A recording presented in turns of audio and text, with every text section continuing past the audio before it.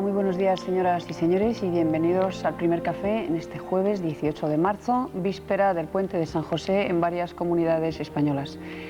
Nuestro invitado de hoy no se prodiga en este tipo de programas. De hecho, es sumamente reacio a conceder entrevistas, aunque últimamente se ha explayado a gusto en un libro titulado Pasos Perdidos, que recoge los capítulos más polémicos de la polémica carrera de un juez de instrucción que ha instruido sumarios como el de Lasa y Zabala y el denominado Sogecable, por el que se encuentra procesado y que está a punto de costarle la carrera. Don Javier, buenos días. Buenos días, Javier muchas gracias por su invitación. Bienvenido. ¿Cómo va? Repito, ¿Cómo va este asunto? gracias. ¿Cómo va a terminar? Pues, mire usted, yo espero que bien.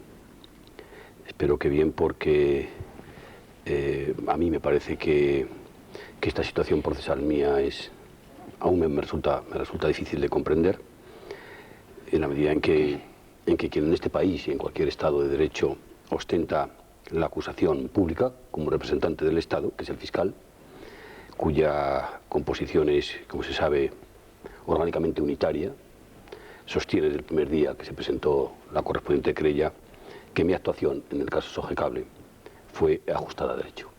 De manera que con esa postura y por otra parte, como hasta ahora ha venido ocurriendo con el respaldo del magistrado ponente del procedimiento, bueno, pues afronto el juicio pues con serenidad y además con la convicción firme, como la del primer día, de que en ningún momento a lo largo de mi vida profesional, y en este caso tampoco, me he apartado del derecho, jamás.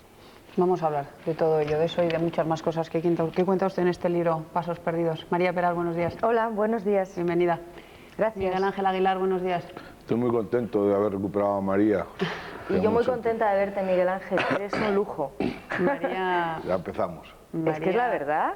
Está ¿Qué voy a presente decir? siempre en este programa. Siempre que se trata de algún tema relacionado con la justicia, necesitamos a nuestra experta favorita. Experta. Jesús Cacho, buenos días. Hola, buenos días, Isabel. Don Javier, ¿se considera usted injustamente procesado, en este caso procesado por razones políticas o por razones ajenas, desde luego, al derecho? No voy a decir las razones por las que me encuentro procesado. Ahí están las resoluciones que así lo han decidido. Lo que sí creo es que estoy injustamente procesado. Pero injustamente procesado por un juez que le ha procesado injustamente, prevaricando por razones políticas, porque alguien le persigue. No, perdóneme, no. Las razones, repito, que no voy a exponerlas porque ahí están en las correspondientes resoluciones que así lo han decidido. Lo que sí le digo es que me siento injustamente procesado en la medida en que considero que la justicia es un sentimiento. Y si además de eso se trata del procesamiento de un juez que algo de derecho sabe, puedo ratificarle que me siento injusta e indebidamente procesado. ¿Se considera perseguido, damnificado por el Grupo Prisa y por el señor Polanco, como se desprende de su libro? No creo ni en las persecuciones, ni en las conspiraciones, ni en los ataques a un juez, ni cosas de esas. No creo en eso. Pues eso es lo que dice en su libro, más o menos. Bueno, que le han, vamos, más o menos, más que menos, que le han perseguido, que han ido por usted porque usted instruyó en la causa Sogecable, que eso es lo que mire dice, usted, lo que yo digo en el libro respecto a en ese capítulo, que por otra parte se titula El principio de igualdad y otras ilusiones, dos puntos, el caso Sogecable, es que en ese procedimiento Sogecable mi actuación fue, como dice el fiscal, como dice el Ministerio Fiscal, ajustada a derecho, y que fueron todas ellas actuaciones instadas y respaldadas por el Ministerio Fiscal. Mejor en un procedimiento penal no se puede ir, y sobre todo cuando uno hace muchos años, que piensa que la instrucción de los procedimientos penales quien debe de llevarlas es el Ministerio Fiscal. Sí, pero repito, eso está usted mucho más moderado aquí que en el libro, porque en el libro dice en varios capítulos, no solo en ese, sino al principio, en varios, que en España uno no se puede meter con un poderoso, que si uno se mete con un poderoso paga las consecuencias, que en este caso usted está pagando las consecuencias de haber instruido una causa relacionada con un grupo poderoso, etcétera, etcétera. Mire, a mí me gustaría que las referencias al texto fueran precisas, pero como no puede ser, yo lo que sí le digo es que en ese aspecto, lo que hago es hacerme eco y ser un poco notario de una realidad. Concretamente, me apoyo en unos datos que están ahí. La última encuesta publicada en el mes de octubre del 98 por el diario La Vanguardia, o si quiere usted por el libro blanco del Consejo, por el último barómetro de demoscopia de este país, donde se dice que aproximadamente más de la mitad de los ciudadanos, no creen en el principio de igualdad de todos ellos ante los tribunales, o bien que en un 72% que la gente no acude a los tribunales de justicia en las mismas condiciones de igualdad. Eso es realmente lo que yo vengo a recoger y así lo reflejo. Pero en concreto, con relación al caso Sofecable, sí creo, y ahí lo expreso de una manera directa, que las personas que acudieron a ese procedimiento no recibieron el mismo trato que recibe la mayoría de los ciudadanos. ¿Y sabe usted por qué? Porque me decía el otro día un fiscal del Tribunal Supremo ya jubilado, porque es el primer supuesto en la historia judicial española en donde ni siquiera los querellados o parte de los querellados han sido oídos, no se les ha recibido declaración, y una buena parte de las diligencias de investigación o de instrucción pedidas por el fiscal, que no acordadas por el juez, pedidas por el fiscal, no se han practicado aún.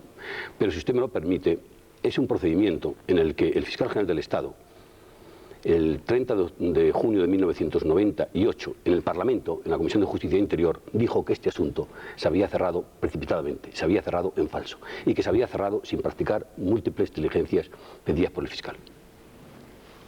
Yo, antes de entrar en profundidades, tenía una curiosidad que me vais a permitir. ¿Qué tal ayer con el señor Arzallus en Bilbao? Pues mire usted. Me gustaría saber qué le comentó el señor Arzallus y cómo valoró usted la situación del País Vasco en este momento. Eres una curiosa, María. No, pero se lo puedo explicar porque... He pedido perdón antes de empezar. No hace falta, porque lo expliqué ayer, incluso al salir del Guggenheim, ¿verdad? Algunos medios de comunicación estaban pendientes y me preguntaron, mire usted, esta visita ha sido la respuesta a una invitación de cortesía que el señor Arzallus me había formulado hace ya meses y que por unas razones o por otras no había podido producirse. Creo que debía ser de las pocas personas que no conocen el Guggenheim. Y si usted me lo permite, como por otra parte me encuentro en una situación donde las obligaciones profesionales son escasas, y si usted me lo permite, es una época en la que todavía puedo decir que prolongo mi viaje de novios, aproveché para visitar el Guggenheim y me causó una impresión excelente. Respecto a mi conversación con el señor Arzallus, puedo decirle que la mayor parte del tiempo lo dedicamos a hablar de asuntos culturales. ¿Nada más? He dicho usted la mayor parte del tiempo. Pues díganos la otra. Y el resto de nuestra conversación, en la que hubo un almuerzo igualmente cortés que la propia invitación, también se hablaron de temas sociopolíticos como natural. ¿Y no nos puede contar de qué? No puedo contar porque son temas sociopolíticos que, bueno, porque están en los medios de comunicación hoy mismo. Pero si usted tiene interés en algún detalle especial, pregúnteme. Yo no estaba en la comida. Por eso le digo, pero es que yo no sé qué es para... Pero es que yo no sé qué es para usted interesante. La violencia callejera me parece interesante. Bueno, pues lo hablamos, él tuvo su punto de vista y yo tuve mi punto de vista desde un ángulo exclusivamente jurídico. Como ha dicho la presentadora del programa, bueno, pues no sé si por fortuna o por lo contrario, pues soy un hombre de leyes y yo hice un enfoque del derecho y entre otras cosas vine a decir que, como han dicho muchos juristas, que realmente el derecho y la ley en ocasiones, en la mayoría de las ocasiones, tiene que volver la espalda a determinadas situaciones, como es un proceso de paz, sin perjuicio de que también en múltiples ocasiones los jueces tienen sentido de Estado. Me refiero en el sentido de Estado en ese aspecto de que también los jueces saben medir bien, sobre todo los jueces ya con cierta experiencia, que es conveniente en un momento determinado para ajustar una norma jurídica a la realidad social del tiempo en que debe aplicarse. Bueno, esos fueron en términos abstractos y también en términos concretos las conversaciones y el diálogo que mantuvimos con el señor. ¿Y no le preguntó usted, Arzallus, por las amenazas que padecen sus compañeros en el País Vasco? No, en absoluto. ¿No? En absoluto, ni por las amenazas que padecen mis compañeros en el País Vasco, ni por las que han padecido mis compañeros en Madrid, ni por los atentados que han sufrido magistrados y mucha gente de este país como consecuencia de esa violencia. No, esas preguntas no se hicieron. No. Me interesaría si nos puede decir algo, como observador del mundo jurídico y de estas realidades que tienen que ver con el País Vasco, diferencias de aproximación, diferencias de actitud que se perciben o de enfoques en España y en Francia sobre los problemas del País Vasco. Pues, señor Aguilar, no puedo contestarle porque no tengo tanta preparación y tanta formación como para ello. No lo sé cuál es la actitud de la justicia, que es la única que me puedo referir en el país vecino, en Francia. Sí le puedo decir que cuantas veces he tenido oportunidad, por razones profesionales, de cambiar impresiones con gremiales colegas de la judicatura francesa, sobre todo en las comisiones rogatorias que he practicado, la actitud era de una estrecha e importante colaboración. Eso es lo que le puedo decir a través de la fiscal Stoller o a través de la Huelever, a quien más conozco. Pero a la hora de captar sensaciones de cómo se entiende este problema desde un punto de vista sociológico o sociológico jurídico en España y en Francia, carezco de conocimientos y me pido disculpas por ello. ¿Me permite que vuelva a lo que le preguntaba? Bueno, perdona, Jesús. No, que quizá deberíamos, por dividir la entrevista en bloques, referirnos al caso Sogecable y pasar después a otra historia, ¿no? Sí. A mí me ha llamado la atención una manifestación. Me daba la impresión de que había quien estaba desviando el tema. No, a mí me ha llamado la atención unas declaraciones que he visto de usted en la revista Época, en las que titula la revista que puede reabrirse el caso Sogecable, dice usted en esa entrevista. ¿Ello por qué? ¿Cuál es la situación que le permite afirmar eso? Verá usted, ese es el titular de la entrevista en la revista Época, que dice: el caso Sogecable, creo que es literal, el caso Sogecable puede reabrirse. Digo, puede decir como hipótesis. ¿Y por qué? Porque, bueno, la audiencia en su momento acordó el archivo, pero con sobreseimiento provisional. Y como saben ustedes, todo lo que es provisional quiere decir que no es definitivo. Y en el ámbito del procedimiento penal, este tipo de archivos bien puede permitir que, aportando al procedimiento nuevos hechos o nuevas circunstancias, el asunto pueda reabrirse. Pero no en este asunto de naturaleza económica, sino en cualquier asunto. Y de ahí que la posibilidad sea una posibilidad estrictamente procesal a la que yo me refiero. Volviendo a lo que yo le decía, le leo la página 268 de su libro. Dice usted, en referencia al caso Sogecable, dice: la ley en materia de depósitos o finanzas podía dar lugar a interpretaciones distintas y contrapuestas, pero el fiscal y yo habíamos tenido en cuenta casos situados en esa frontera entre la irregularidad, el ilícito civil y el delito, y en todo se había investigado. No existían razones para hacer la excepción. He aquí, al parecer, mi primer error. Resulta que los precedentes se referían a gente corriente con abogados corrientes, y aquí, según me contaban, se trataba de los hombres más poderosos del país. Sigo leyendo la página 269. El primer día que compareció en el juzgado para recibir la querella y ser instruido de sus derechos, Juan Luis Cebrián ya quiso transmitirme que él no era como los demás, que habían podido pasar por mi despacho, etcétera, etcétera, etcétera. Y dice: en esas circunstancias, con tanto amigo protector y la posibilidad de hallar un juez a la medida, no era extraño que Cebrián no quisiese verme ni en pintura. Me parecía lógico, porque habiendo un juez presto a la complacencia iba a soportar un interrogatorio minucioso con el riesgo que eso tenía. Era comprensible que le repugnase dar cuenta de las cuentas de un negocio que tenía sombras de duda ante un juez y un fiscal dispuestos a hacerlo de siempre, cumplirlo con lo que la ley manda, etcétera, etcétera, etcétera. Pronto me percaté de que éramos el objetivo, pero nunca pensé que lo lograrían. Otro error, el quinto por mi parte. Ignoraba que la gente del Grupo Prisa conocía bien el débil talón de Baltasar, sus delirios de grandeza. Sabían que si acertaban en el punto G de Garzón y de Gloria, él les haría el trabajo. Lo sabían. Estupendo. Hombre, pues aquí sí. Está dicho claramente que usted fue a por un grupo poderoso y que, como era demasiado poderoso, pues no lo consiguió, ¿no? Me parece que eso lo entiende. Verá usted, yo no fui a buscar ningún grupo poderoso, como acaba usted de decir. Yo lo que hice fue intentar cumplir con obligación con un fiscal que recibe una denuncia, que recibe después una querella, y que damos a esas actuaciones el curso legalmente marcado en la ley, ni más ni menos. Y prueba de ello es que cuando se recibe esa querella en la que los querellantes, nada más empezar, piden medidas cautelares muy fuertes respecto a los querellados, lo primero que hago es rechazar esas medidas cautelares y decir que lo que hay que hacer es, como en todos los casos, investigar si había o no una apropiación indebida de los depósitos de los abonados, o si por el contrario, como sostenían los querellados, se trataba de un comportamiento regular. Fue llamativo que precisamente quien después aceptó la recusación, apenas empezara el procedimiento, manifestase su opinión de que aquello era una aprobación indebida de libro, a lo que yo realmente me negué y dije que había que hacer como en todos los casos, que era investigar. Y después, lo que usted ha leído y es de todo el mundo, por todo el mundo conocido, fui recusado.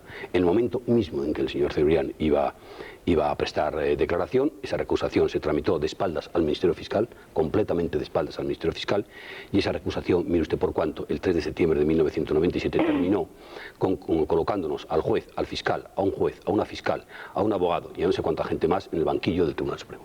Eso sería con la complicidad de los jueces que les han procesado después, ¿no? Terminó. No, perdón, no tiene nada que ver. No, le digo que ese auto, resolviendo la recusación, que fue un auto de abstención, era tan grave, hacía tantas imputaciones a mi persona y a otras personas, que terminó, como le digo, con una comparecencia en el Tribunal Supremo de 5 o 6 personas, magistrados, fiscales, acusados de conspiración para delinquir y de conspiración para la prevaricación y por prevaricación.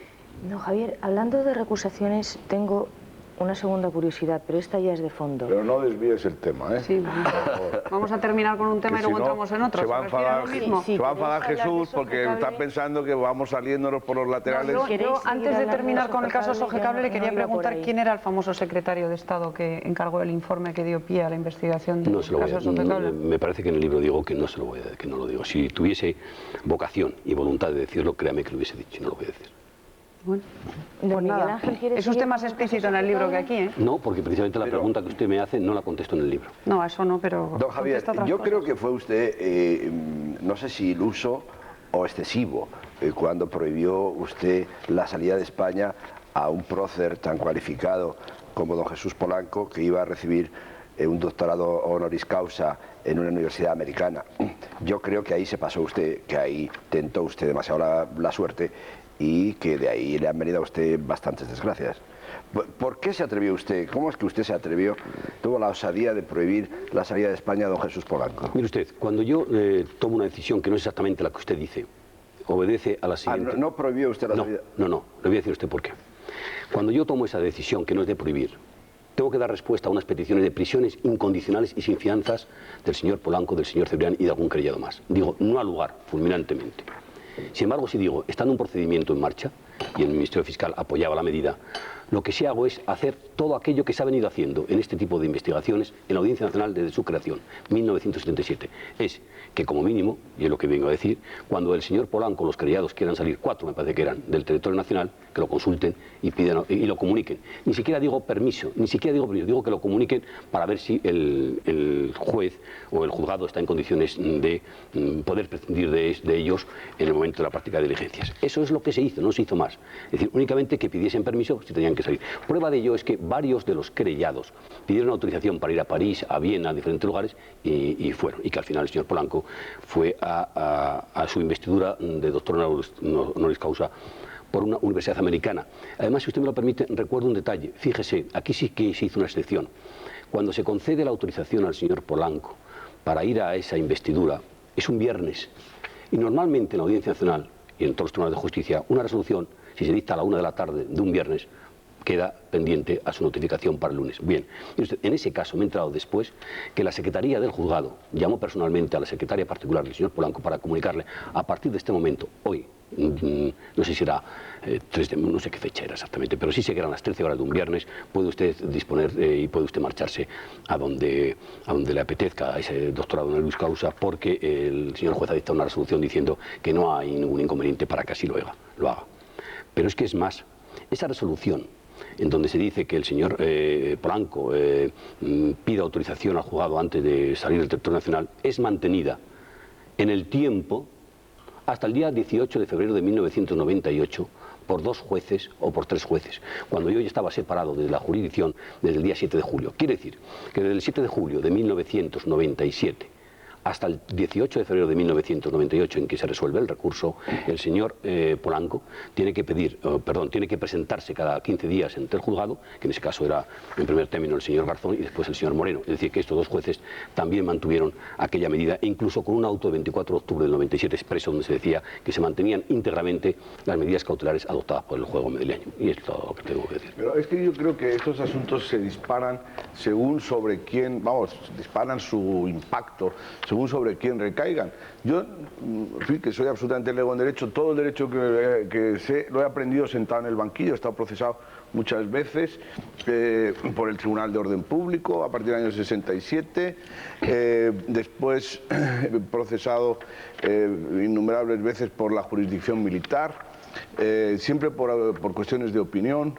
Luego, afortunadamente, la jurisdicción militar a esos efectos ha quedado extinguida y con ello las causas en las que yo me había visto implicado acabaron archivadas. He estado en libertad provisional de manera permanente desde el año 1967 hasta el año 1988, en que la última de estas causas es archivada. Y yo estaba con la obligación de acudir el día 1 y el día 15 al juzgado y, en fin, no he visto ninguna tragedia y desde luego se me dijo no ya para salir al extranjero, sino si usted va a salir de Madrid, pues debe usted comunicarlo, decían los jueces militares. Hombre, si va a ir usted a Torrejoncillo, no, pero vamos, si va a ir usted a Zaragoza o tal, pues tiene usted que comunicarlo. Un conspirador impenitente, tú. Al revés, he sido un conspirador por la libertad, mi querido amigo. Dejaros de bromas, era un hombre poderoso. ¿Quién? ¿Tú? Yo Con era las mismas medidas cautelares que el señor Polanco, ya me contarás.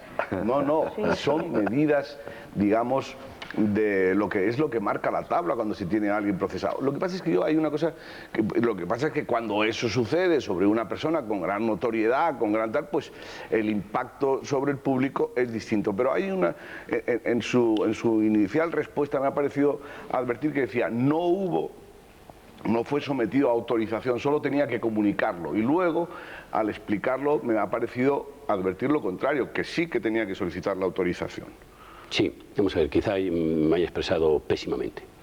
Voy a intentar hacerlo mejor. Lo que se dice en la resolución no ha lugar a adoptar medidas cautelares respecto a los querellados, pero que en todo caso, si tienen que salir del territorio nacional, deberán de comunicarlo al juzgado para la oportuna autorización. Es lo que se dice. Pero o sea, comunicarlo para autorización. Si querían salir fuera. Pero verá usted, como bien ha dicho el señor Aguilar, cuyo currículum judicial conozco y estoy convencido más que le ha enriquecido mucho, porque ciertamente el banquillo enriquece Se aprende muchísimo. El banquillo enriquece y con mucho. gran velocidad. Y de manera indeleble. Sí, hay lecciones de esas que ya no se borran nunca. Bien, pues lo que le estaba diciendo el señor Aguilar es que eso que se hizo en ese asunto se había hecho y se sigue haciendo sistemáticamente en este país, en todos los asuntos judiciales, donde no se adoptan medidas cautelares personales enérgicas.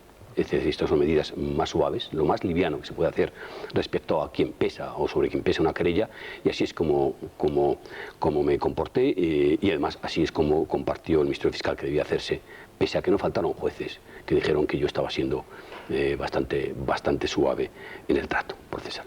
Don Javier, en su libro habla usted de la traición de Garzón. De hecho, hay un capítulo que se llama así, Traiciones, y habla usted clarísimamente de la traición de Garzón. A su juicio, ¿por qué le traicionó Garzón? ¿En qué consistió esa traición? Bueno, pero, si lo podemos contar si me permites un momento, Isabel, traición puede ser una traición a una persona o a una causa. Yo creo que en principio cuando se habla de traición hay que hablar de traición a una causa, más que de traición a una persona. Eso es deslealtad entre personas. En el caso de Garzón probablemente a varias. Pero yo quería... Verá usted, el capítulo es un capítulo amplio que se titula Ingratitudes y traiciones y luego en una letra muy pequeñita, en itálica, dice a propósito de Baltasar Garzón. El capítulo comienza diciendo y anticipando a los lectores que este capítulo lo escribo con mucha pena, con una inmensa pena por el dolor que me había producido ciertos comportamientos, en este caso del señor Garzón. Y termina igual, diciendo que no sé si habré podido cumplir mi objetivo, que es el de expresarme con verdadera lástima, que es mi estado anímico actual respecto a esta situación. Pero verá usted, creo que el capítulo habla de ingratitudes y traducciones en un sentido, en primer lugar, abstracto, es decir, como concepto, como comportamiento, como sentimiento, y después ya a lo concreto. Pero es que alguien hace unos días me decía, ¿cómo es posible que te sorprendas de traiciones si resulta que el primer traicionado del señor Garzón fue Felipe González, que le llevó con el número 2 a las listas del Partido Socialista por Madrid? Yo esa peripecia la conocía muy superficialmente y me quedé mudo. Pero es que a continuación me decía, ¿cómo es posible que dudes de que es un hombre que no tiene una gran fijeza o estabilidad de sentimiento, sobre todo respecto a la amistad, cuando no hace muchos días ha colocado en el banquillo de la opinión pública, que es el peor, al juez Navarro, su amigo más íntimo, es decir, el amigo más íntimo que ha tenido Garzón, como un presunto colaborador con Banda Armada? Yo también ahí carecía de buen criterio, de información, pero lo que sí me pareció, viendo el auto en virtud del cual se archiva ese papel, que al parecer se coge de un ordenador de quien fue jefe de los servicios de investigación del diario Egin, es algo realmente muy fuerte, algo para mí incomprensible. Pero es que, por si fuese poco, resulta que no hace muchos días el señor Garzón ha dictado un auto en el que sugiere al fiscal que un colega de Valencia, ha incurrido también en prevaricación respecto a un asunto del que conoció a propósito de un grupo armado. Mire usted, yo creo que en este mundo la gente concibe la amistad de una manera o de otra. Hay una amistad utilitarista y hay quienes conciben la amistad en un sentido aristotélico de dar a cada uno cuanto más tiene. Yo me inclino por lo segundo. Hay algunos que se han inclinado por lo primero. ¿Qué le vamos a hacer? Lo que sí le puedo decir es como empecé este comentario. Siento un profundo dolor por esa amistad truncada, por esa amistad rota. ¿Pero en qué consistió la traición de Garzón? Repito. Mire usted, yo creo... ¿A usted? Yo creo que el juez Garzón, y lo explico en el libro, dictó una resolución tremebunda el día 3 de septiembre de 1997, cuando, resolviendo un incidente de recusación que me había planteado el señor Cebrián, aprovecha esa resolución y no sé por qué razones hace unas imputaciones gravísimas a mi persona y a otras personas de una enorme dignidad. Las razones por las cuales el señor Garzón se ha comportado de esta manera, no voy a ser yo el que las dé. No voy a ser yo el que las dé. Lo que sí cuento son hechos, expongo argumentos y que el lector saque sus conclusiones. Pero me da la impresión... El señor Garzón es como los vinos, depende de las cosechas.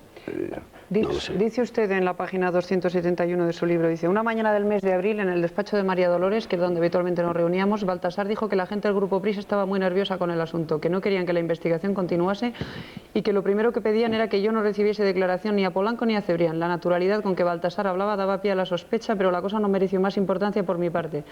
De pronto, quizá porque no me di por aludido, que es lo que él sin duda quería, a bocajarro añadió que los dos, Polanco y Cebrián, se conformaban con que fuera él quien les tomase declaración.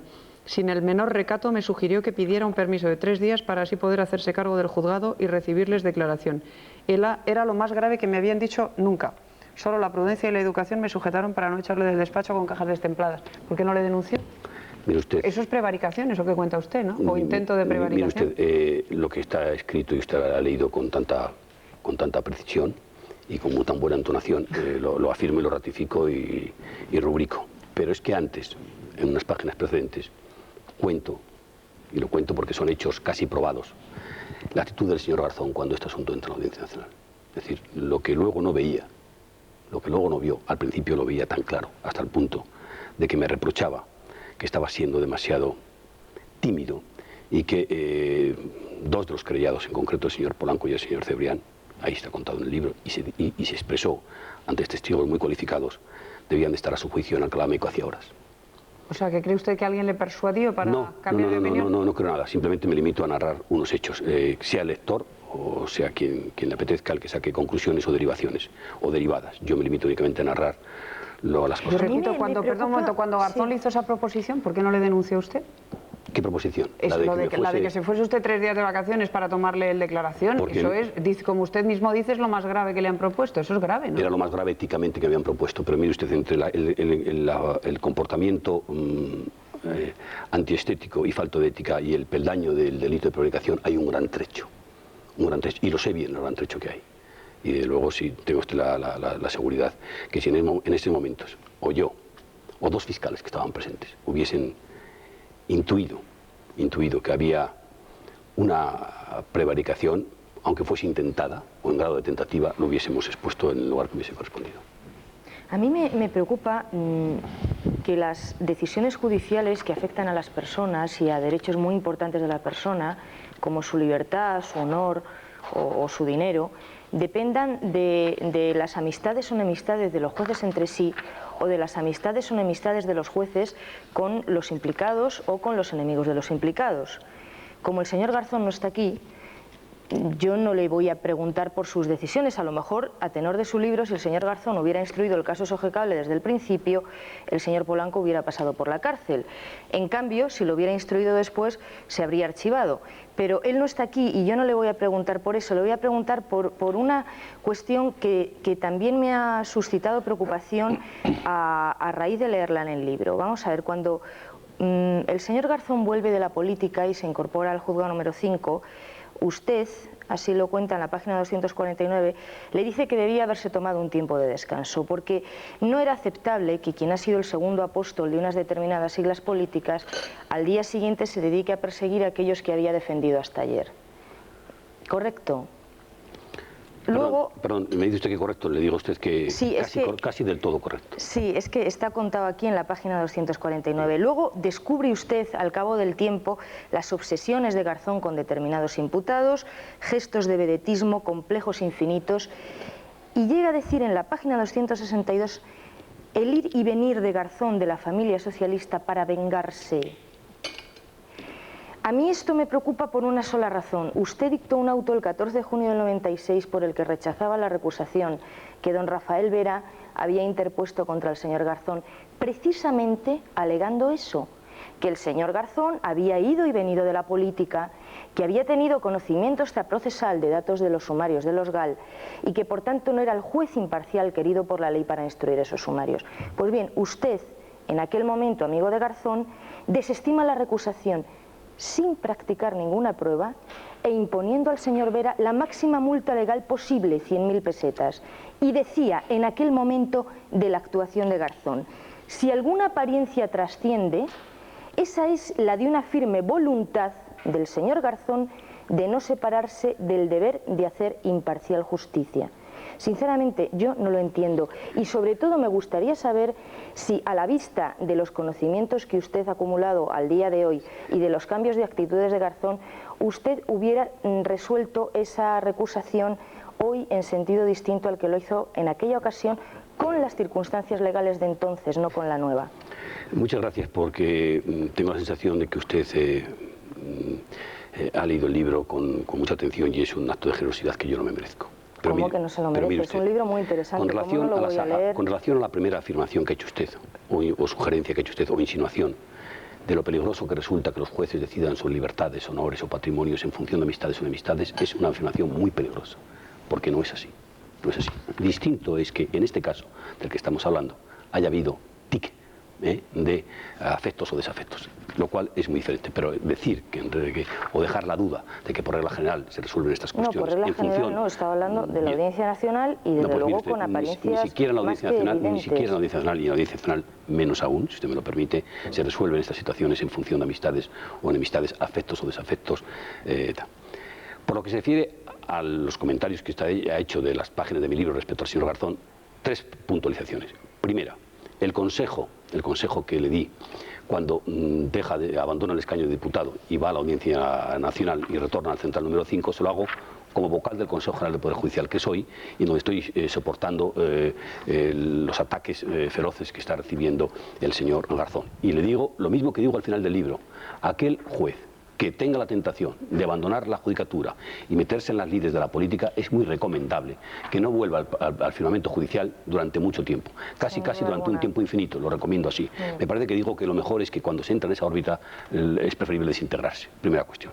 En segundo lugar, respecto a lo que usted dice que es el comentario que yo hago de que es un hombre cargado de un resentimiento de venganza, tenga en cuenta que yo en esa frase lo que hago es hacerme eco de lo que se está pensando en el ámbito de la judicatura, que vuelve por ese sentimiento. No digo que yo pensase que volvía por ese sentimiento. Y en tercer lugar, respecto a la recusación, mire usted, me parece que en el libro digo que si la recusación del señor Vera se hubiese planteado el 5 de diciembre de 1997, que modifica la ley orgánica del Poder Judicial y las causas de recusación, que consisten en haber tenido conocimiento por haber pertenecido a un cargo político del asunto, es causa de recusación, digo que si esa causa de recusación se hubiese aprobado antes de plantearse el incidente de recusación, hubiese estimado la recusación.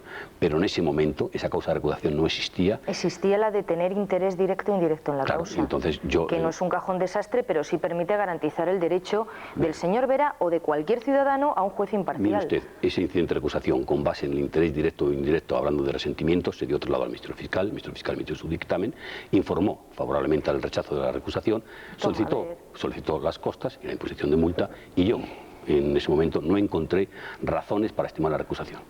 Y bien digo en el libro que si esa recusación se hubiese planteado después de la reforma de diciembre del 97, la recusación hubiese sido estimada. ¿Pero usted cree que el juez Garzón en ese caso y en otros, pero concretamente en ese, pudo actuar movido o por lo menos influido por el despecho, por el afán de venganza, por el despecho por no haber sido ministro, como usted mismo dice en su libro, que era Vox Populi en los ambientes judiciales? Sí, una cosa es que fuese Vox Populi en los ambientes judiciales, de que el señor Garzón se sentía algo despechado por no haber alcanzado la cartera del Ministerio del Interior, y otra cosa es que yo le diga a usted, cosa que no hago, En primer lugar, por razones de desconocimiento y, en segundo lugar, como residuo, como argumento residual, por razones de prudencia, es que el señor Garzón actuase jurisdiccionalmente movido por esos sentimientos. Pero bueno, usted Despechado sabe, don estaba. Javier, que si es Vox Populi, que un juez actúa por venganza, hay una jurisprudencia consolidadísima de que no solamente es lo que es, sino lo que parece que es.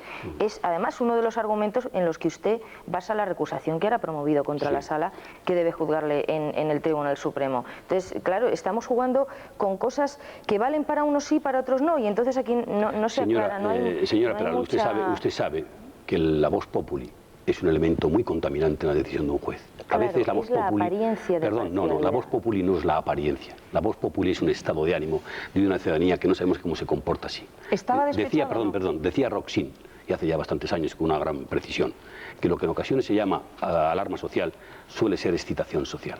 Ojo con estos términos que son muy peligrosos y mucho más para cuando se trata de administrar justicia recta e imparcialmente. ¿Estaba despechado? Él estaba disgustado, estaba muy contrariado. Prueba de ello es que él abandona, según se comenta en los medios de comunicación social, el escaño de diputado porque no alcanza la cartera de Interior y porque además, al parecer, según se cuenta en los medios, el señor Belloc le ofrece un ultimátum en el momento en que le está pidiendo una Secretaría de Estado o algo semejante. Don Javier, ¿cuál es su experiencia ahora? ¿Qué diría ahora sobre esa instancia especial que se llama la Audiencia Nacional? ¿Pero por qué desviar la Sí, conversación? sí, estamos en un argumento apasionante. Estás echando balones fuera. No, Yo creo que tiene mucho que ver lo que está No, claro, Tiene es que mucho que ver y a mí me parece muy interesante evidentemente lo que tiene que ver. Jesús. Yo creo que está directamente relacionado. Es decir, Venga. en el caso de los jueces estrella, yo creo que ha hecho... primero, me gustaría saber si usted se considera un juez estrella. Segundo, si los jueces estrella, como yo creo, han causado más daño todavía a la justicia. Tercero, la Audiencia Nacional ha contribuido a desprestigiar la justicia o no.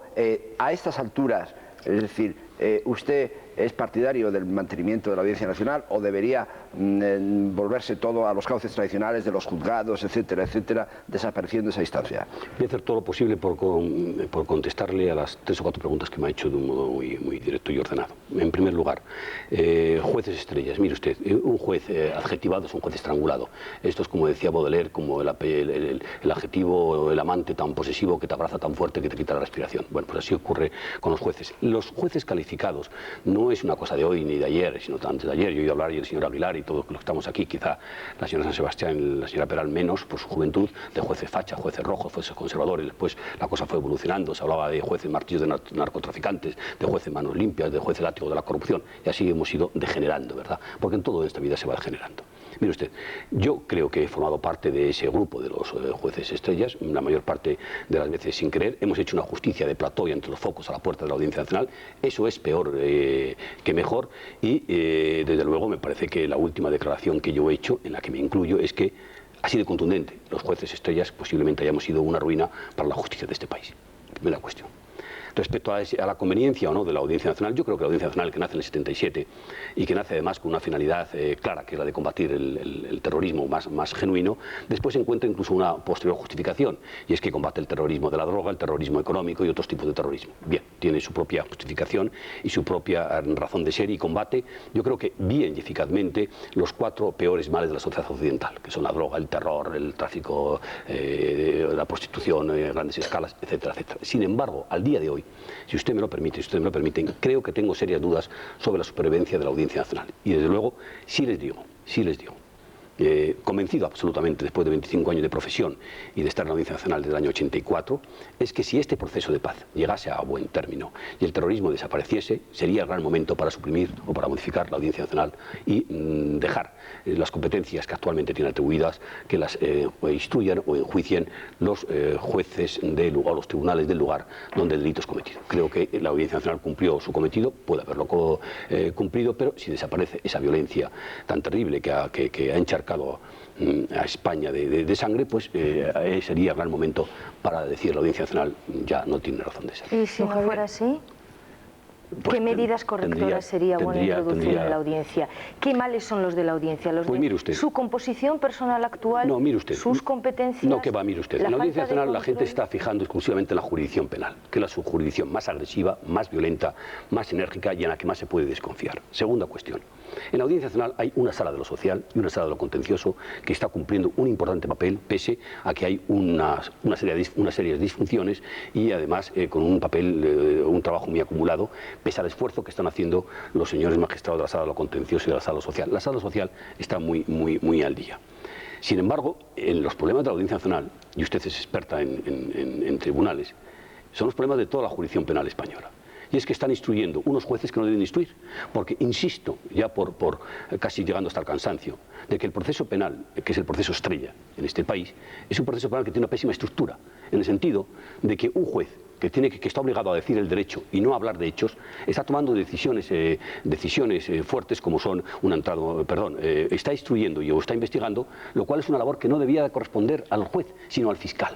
En un país moderno, en un país civilizado democráticamente, en un Estado de Derecho ya fuerte y coherente, había que hacer caso a lo que dijo Alonso Martínez en 1882. Algún día el legislador se echará en brazos de la lógica y encomendará la instrucción de las causas penales al Ministerio Fiscal. Bien entendido que quizá hubiera que retocar la figura del Ministerio Fiscal y darle un par de pinceladas para que tuviésemos un Ministerio Fiscal auténticamente imparcial. Y después los jueces, diciendo el derecho, que es lo que la Constitución les encomienda, la función de decir el derecho, ayudasen a ese Ministerio Fiscal en la adopción de medidas que el fiscal no puede tomar. ¿Cuáles son? Una entrada de registro, una intervención telefónica, una medida cautelar. Pero sería como el juez anglosajón, el juez de atrás, el que está en su despacho, el que no toma parte, el que es verdaderamente imparcial y en el que la gente realmente puede. Ya, pero eso y no le digo a usted, señora Peral, claro, el ahorro que tendríamos de jueces que en lugar de estar instruyendo... Pero como eso no está en la ley, mientras tanto tenemos a los vedettes, a las estrellas... Pues mire usted que los legisladores asuman su responsabilidad, que el Poder Ejecutivo asuma su responsabilidad y que dé ese paso que decía Alonso Martínez, que se eche en brazos de la lógica. Don Javier, en su libro describe usted el Consejo General del Poder Judicial poco menos que como una cueva de mafiosos, lo describe usted como un lugar en el que se practican todo tipo de enjuagues, en el que se piden y se hacen toda clase de favores, en el que se hace pasillo para pedir una plaza en el Supremo o en el Constitucional y se hacen favores a los amigos en función de presiones políticas, en fin, yo la verdad es que me he quedado bastante estremecida leyendo ese capítulo. ¿Realmente es así la realidad de la justicia española? Porque si eso es así, yo no sé qué se puede esperar de los altos tribunales de este país. Mire usted, no hay que echar... Mire usted, no hay que poner dramatismo a las cosas. En el Consejo General del Poder Judicial, donde estuve 5 años, 4 meses y 2 días, hablo de los orígenes, de cómo se llega, de lo que se está haciendo, qué vocales eran y siguen siendo enormemente dignos y prestigian la institución y qué problemas adolece el Consejo General del Poder Judicial. Yo no cuento nada nuevo.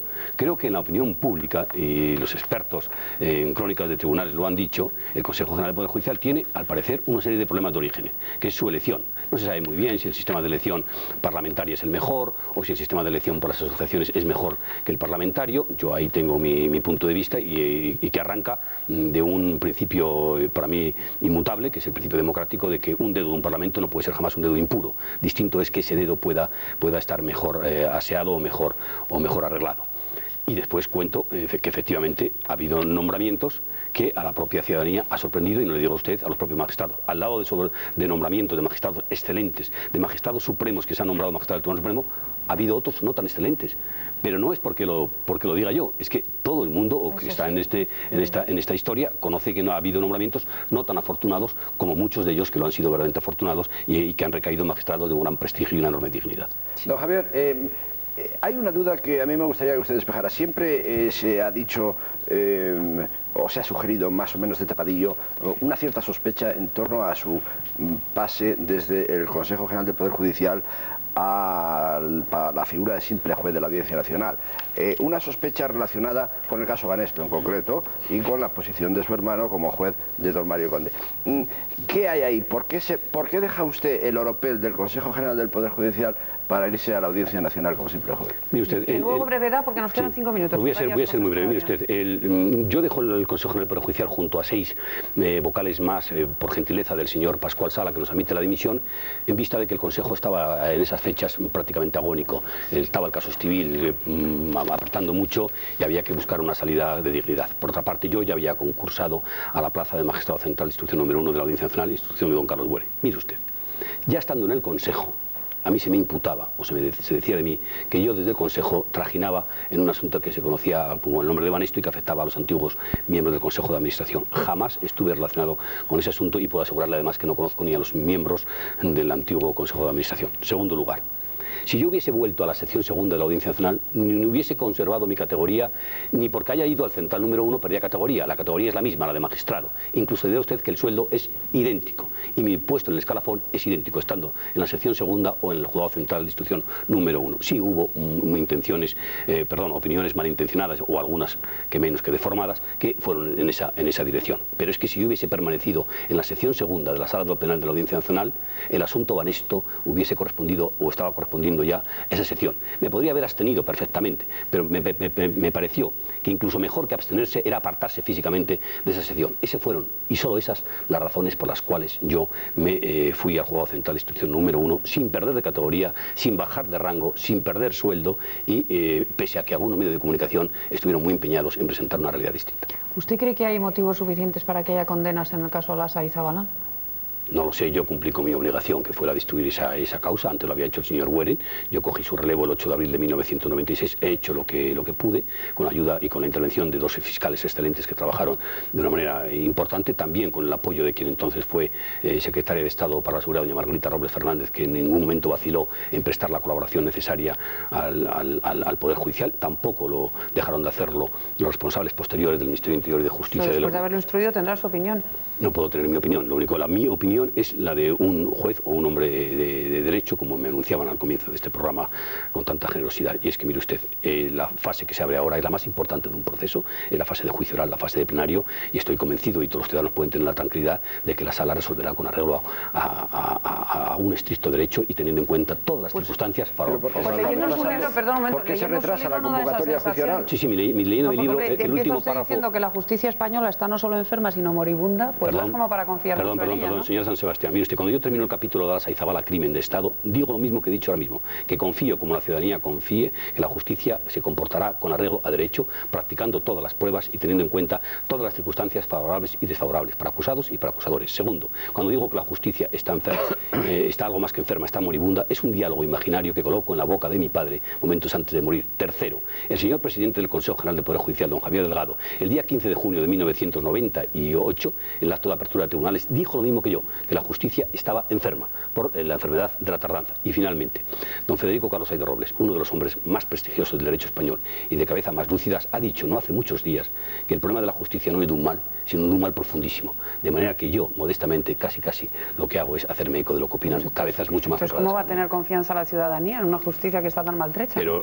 señor San Sebastián, así hemos comenzado este programa, diciéndole a usted que las últimas encuestas y barómetros de opinión arrojan un severo enjuiciamiento sobre la justicia española. Hay que confiar contra toda esperanza, contra toda prueba. Bueno, pues sí es rapidísima porque nos tenemos que ir. Hay algunas afirmaciones suyas, algunas confesiones. Muy corta, María, ¿sí o no? Una pregunta. No puede ser sí o no. Pues entonces no hay tiempo porque nos tenemos que ir. Lo siento. Repite. Don Javier, ¿sí o no? Después de las cosas que dice usted en su libro sobre la justicia y sobre la judicatura, ¿puede usted volver a la carrera judicial? ¿Va usted a volver a la carrera judicial? Permítame que eso me lo reserve. Creo que termino diciendo el libro, termino diciendo que eso dependerá de mi capacidad de resistencia y de las circunstancias tal y como vengan. Pueden ser adversas o pueden ser favorables. Depende del viento. Bueno, pues hasta aquí hemos llegado. No ha dado tiempo para más y bien que lo sentimos porque se nos han quedado muchas preguntas en el tintero como siempre. Nos vamos, mañana no estaremos porque es la fiesta de San José, es fiesta en varias comunidades españolas y cedemos nuestro espacio a los niños, a los dibujos animados. Pero el lunes volveremos con todos ustedes, de modo que tengan un buen fin de semana y hasta entonces.